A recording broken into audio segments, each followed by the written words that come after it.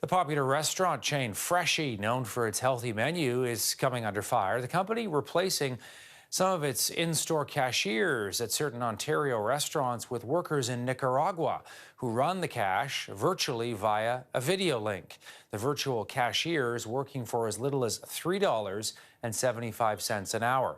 A Canadian Labour Congress among those who are criticizing what Freshii is doing, warning that it uses technology to skirt around Canada's labor laws. Jon Pinkus is my guest. He's an employment lawyer joining us from Toronto. Jon, good to see you again. Your thoughts on the story?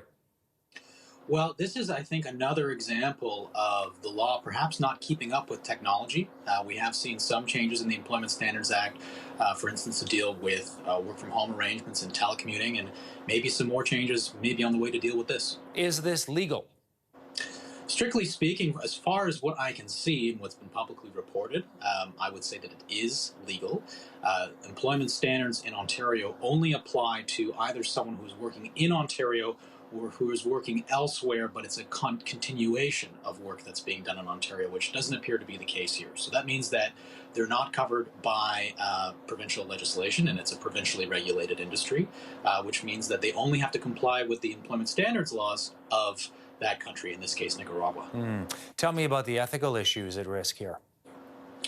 Well, it's in my job. We don't usually advise on ethical issues, but I think we've seen that come out. We've seen the public response to this, where we have these employment standards there for a reason, and if companies can get out of that by simply saying we're going to go to a country where the wage is less, and that takes away work from people here, then that could pose an ethical issue. On the other hand, I'm sure the companies would argue that these are jobs that we were unable to fill in Ontario, and therefore it's just a function of the labor market.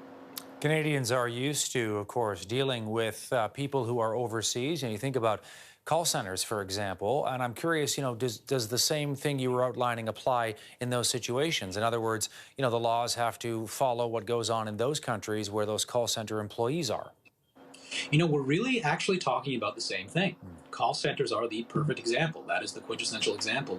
There's really nothing different about this except, I suppose, the queasiness factor that we are seeing from the public's reaction to this, in that you are actually seeing the person who, in a sense, is almost there. And the interesting thing is, as technology continues to improve and becomes more realistic, it may continue to feel more and more like that person is there, but earning much less. Yeah, you raise such a great point. People appear to be, less concerned when it's a call center necessarily than when they walk in to order something and there's this person on a screen, and you kind of get this sense of, well, where are they? Who are they? What are they getting paid? How are they being treated? Do you think this is a new trend, Jon, that we're going to start seeing?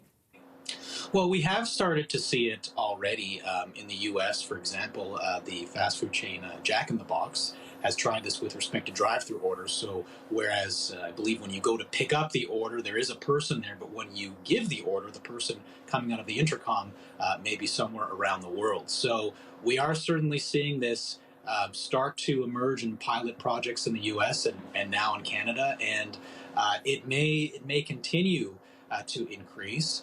Not just as a cost-cutting measure, but perhaps as a way to respond to the fact that it may be more difficult to hire and find people to work in these industries. There we go. Thanks for this, Jon. It's good to see you again. I appreciate it. Likewise. Jon Pinkus, employment lawyer.